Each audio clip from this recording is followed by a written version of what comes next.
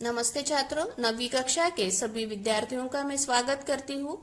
आज हम एक कहानी पढ़ने जा रहे हैं। कहानी वो होती है जो जीवन की किसी घटना का रोचक और प्रवाही वर्णन करती है। काल्पनिक और विज्ञान कथा हम आज पढ़ने वाले हैं। बच्चों, विज्ञान के विकास से होने वाली औद्योगिक उन्नति किसी भी देश के लिए आवश्यक है। हम भी चाहते हैं कि हमारे देश में इंडस्ट्री लगे, क्योंकि उससे लोगों को रोजगार मिलता है। परंतु किसी भी प्रकार का नियोजन न करते हुए अंधाधुंध विकास सराहनीय नहीं कहा जा सकता। इससे मशीनों की संख्या बढ़ती है और बढ़ती मशीनों के कारण पर्यावरण दूषित हो जाता है, जैसे जल प्रदूषण, वायु प्रदूषण, जो विज्ञान के कारण हो रहा है, जिससे बीमारियां बढ़ रही है, जिससे हमें चिकित्सा करना मुश्किल हो रहा है। सद्य स्थिति में जैसे कोरोना स्थिति है कि कोरोना वायरस से जूझना हमें बड़ा ही कठिन होता जा रहा है। तो इसी प्रकार की समस्याओं से बचने के लिए कौन कौन से कैसे उपाय करने चाहिए, यही मूल उद्देश्य रखते हुए लेखक देवसरे इन्होंने काल्पनिक ग्रहों के लोगों के माध्यम से ये कहानी लिखने की कोशिश की है। पर्यावरण दिन से 5 जून से मनाने से हमें नहीं चलेगा, तो हर रोज हमें पर्यावरण के बचाव के लिए लड़ना होगा, यही संदेश दिया है। तो चलो बच्चों, हम अभी कहानी देखते हैं, डॉक्टर का अपहरण।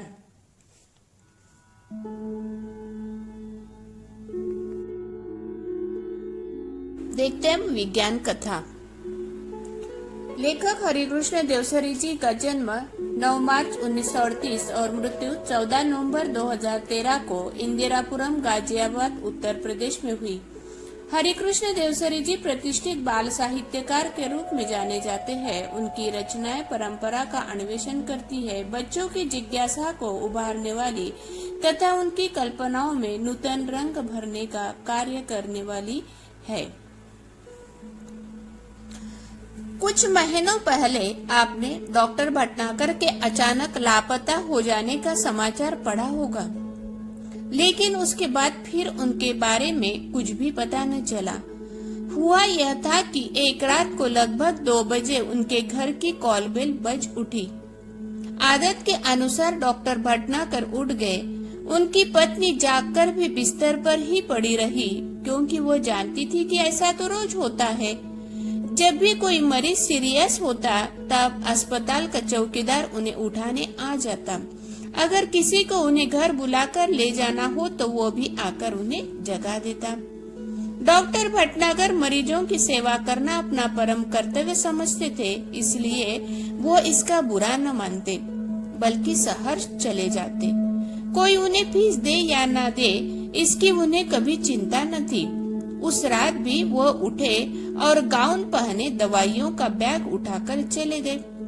आमतौर से होता यह था कि वो 1-2 घंटे में लौट आते थे, या फिर सवेरा होते होते तो अवश्य ही आ जाते थे, क्योंकि उन्हें अस्पताल समय से पहुंचने की आदत थी।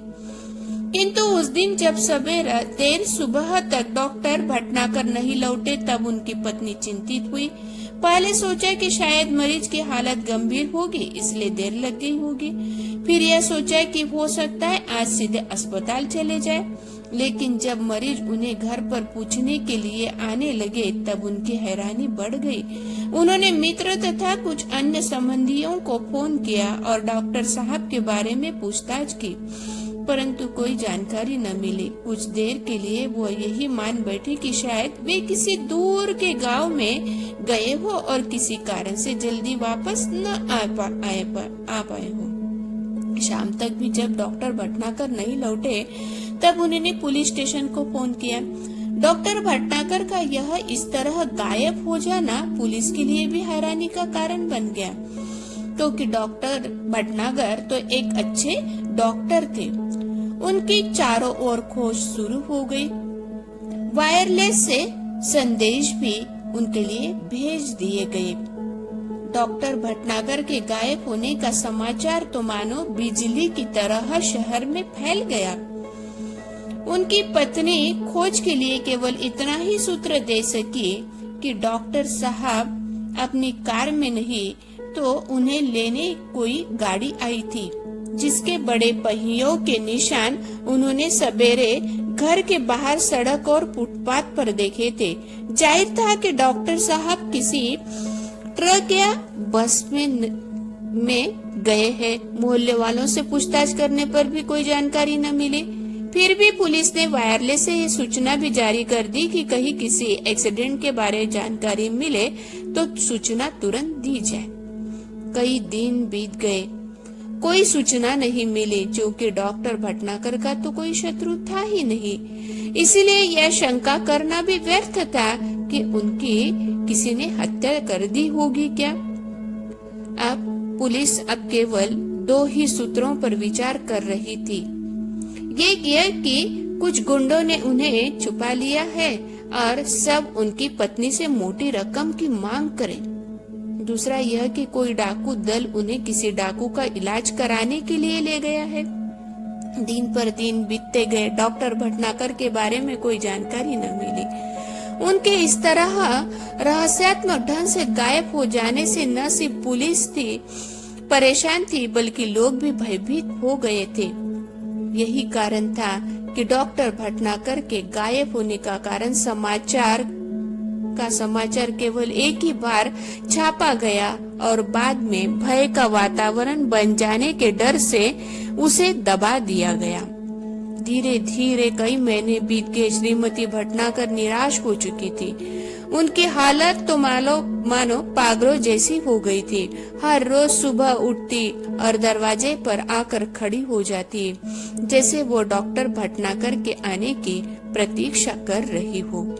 कई महीने बाद एक दिन भटनागर के दरवाजे पर फिर वे वैसी ही गाड़ी के पहियों के निशान दिखे। उन्हें लगा कि शायद डॉक्टर साहब आ गए, लेकिन कहाँ है। उन्होंने तुरंत पुलिस को सूचना दी। खोज जारी हो गई। पुलिस का एक दल उनके घर पर भी आया। उसने गाड़ी के निशान देखे, लेकिन उन निशानों को देखकर कुछ भी अंदाज लगाना कठिन था। हाँ, एक सीढ़ी अवश्य मिली थी जो लिफाफे में बंद थी और उस पर श्रीमती भटनागर का नाम लिखा था। उस सीढ़ी को तुरंत सुनने की व्यवस्था की गई। सीढ़ी बजते ही सभी लोग हतप्रभ रह गए। उसमें डॉक्टर भटनागर बोल रहे थे, तुम सब लोग मेरे लिए परेशान होंगे। शायद अब मरा हुआ समझ लिया हो, लेकिन मैं जिंदा हूँ और हाँ, बिल्कुल ठीक हूँ। तुम लोगों से कई करोड़ मील दूर मैं एक अन्य सौर मंडल के ग्रह में हूँ। हम धरती वाले सोचते हैं कि शायद दुनिया में जो कुछ है वह हम ही है, लेकिन इस ब्रह्मांड में तो हमारे सूर्य जैसे न जाने कितने सूर्य हैं और सभी के अपने अपने ग्रह भी हैं। उन ग्रहों पर दुनिया बसी है और हमसे वे लोग कई गुना ज्यादा उन्नतिशील मतलब प्रगतिशील है। मुझे यहाँ आकर अपने परिवार, मित्रों, देश, पृथ्वी से दूर का दुख तो बहुत ही ज्यादा है, लेकिन इस बात की भी खुशी है कि मेरा यह भ्रम जाता रहा कि दुनिया में सिर्फ हम ही है। मुझे उम्मीद है कि पृथ्वी के लोग मेरी इस बात से कुछ सबक जरूर लेंगे। हाँ, तो पहले सुनो कि मैं यहाँ कैसे आया। अमेरिका में हुए मेरे सम्मान में मेरे ज्ञान के बारे में इस ग्रह के लोगों ने गुप्त रीति से सूचनाएं इकट्ठी की थी। ये तभी से मेरा अपहरण करने की योजना बना रहे थे। उस रात को जब मैं बाहर आया, तब एक आदमी ने मुझे बाहर खड़ी सवारी पर चलने का इशारा किया। मैं अपने सहज भाव से आगे बढ़ा, लेकिन उस विचित्र यान को देखकर चौंक पड़ा। इसके पहले कि मैं कोई विरोध करता भागने की कोशिश करता, 3 लोगों की मजबूत बाहों ने मुझे जकड़कर यान में डाल दिया। यान तेजी से घूमकर सो सो की आवाज करता हुआ आसमान में उड़ गया। घबराहट के कारण मैं तो बेहोश हो गया था और जब मुझे होश आया तो वह यान इस ग्रह पर पहुंच चुका था। मुझे एक विशेष किस्म का प्लास्टिक सूट पहनाया गया ताकि मैं इस ग्रह के वातावरण में अनुकूल रह सकूं। अब चूंकि मुझे यहाँ आए हुए काफी समय हो गया है, मैं यहाँ से भागने की कोशिश भी नहीं कर सकता। इसलिए मुझे आप सब लोगों के लिए ये संदेश रिकॉर्ड करके भेजने की अनुमति दी गई है। इस ग्रह का नाम बड़ा विचित्र सा है। यहाँ के लोग विज्ञान में बहुत आगे बढ़े हैं। इनके पास ऐसे यान है कि एक सौरमंडल से दूसरे तक वे आसानी से आते जाते हैं। यहाँ भी लोगों ने रहने के लिए घर बना रखे हैं, कारखाने हैं, बाजार हैं, बस्तियां हैं, मोटरें हैं, सभी कुछ है, लेकिन हमसे बिल्कुल भिन्न इनके अपने वैज्ञानिक सिद्धांत है। इन्हें कई सौर मंडलों और ग्रहों के बारे में जानकारी है। हमारा सौर मंडल इनके सबसे निकट है, इसलिए इन्होंने आसानी से मेरा अपहरण कर लिया है। मेरे अपहरण का कारण जानने से पहले ये जान ले कि ये लोग चिकित्सा शास्त्र में बहुत पिछड़े हुए हैं। ये एक ऐसा ग्रह है जहाँ विज्ञान अपनी चरम सीमा को पहुंच चुका है। यहाँ के आदमी अब आदमी नहीं मशीन हो गए। यहाँ का सारा काम मशीनों से ही चलता है और इसका नतीजा यह हुआ कि धीरे धीरे आदमी का महत्व कम होता गया। अब इस पूरे ग्रह में मशीनें ज्यादा और आदमी कम है। जो लोग हैं वे मशीनों के गुलाम है। दूसरी ओर यहाँ के लोगों को एक विचित्र सड़न का रोग होने लगा है। शरीर का कोई अंग अचानक सड़ना शुरू हो जाता है और फिर वो आदमी मर जाता है। इस रोग का इलाज इन्हें अब तक नहीं मालूम हो सका है, लेकिन इस रोग का कारण वे मशीनें ही है जो इन्हें नाकारा बनाए हुए हैं। यहाँ के वैज्ञानिकों ने मेरे बारे में सुना। इन्होंने सोचा कि क्यों न मुझे यहाँ बुलाया जाए। तब कोई ऐसी तरकीब सोची जाए कि सड़ा हुआ अंग काट कर इसके स्थान पर दूसरा अंग लगा दिया जाए, जिसे कहा जाता है प्रत्यारोपण। बस इसी कारण मेरा अपहरण हुआ है। आज मैं यहाँ बैठकर सोच रहा हूँ कि हमारी पृथ्वी पर भी विज्ञान तेजी से उन्नति कर रहा है, प्रगति कर रहा है। उद्योगों के विकास से मशीनों की संख्या तो बढ़ रही है। मशीनों और कारखानों से वातावरण दूषित होता जा रहा है। वह सब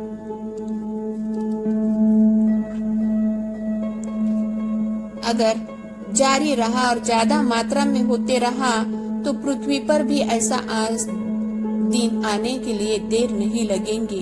आज भी पृथ्वी पर कैंसर, दिल की बीमारियां, तनाव के कारण बीमारियां बढ़ती जा रही है। इस ग्रह के लोग इन सभी मुसीबतों से गुजर चुके, लेकिन इस पर ध्यान नहीं दिए। अब स्थिति यह है कि अगर तुरंत कोई उपाय न किया गया तो शायद यहाँ के इंसानों को नामो निशान मिट जाएगा। बस यहाँ होगी ऊंची इमारतें, बड़े बड़े कारखाने, चिमनियां और दैत्यकार मशीनें। आप सोच रहे होंगे कि देश में विज्ञान इतना आगे बढ़ चुका है, वो चिकित्सा शास्त्र में इतना पीछे कैसे रह गया। इसका कारण है कि यहाँ के निवासियों का शरीर मजबूत है। उसकी ऊपरी चमड़ी मोटे प्लास्टिक जैसे पदार्थों की बनी है। इस पर हवा, पानी या मिट्टी का कोई असर नहीं होता। हाँ, ये सब बच्चे रहते हैं तब अवश्य चमड़ी नरम होती है, लेकिन बाद में धीरे धीरे वो सख्त हो जाती है। यह सब यहाँ की जलवायु का प्रभाव है। यहाँ लोग बीमार ही नहीं पड़ते, इसलिए उन्हें चिकित्सा की कभी जरूरत ही नहीं पड़ती।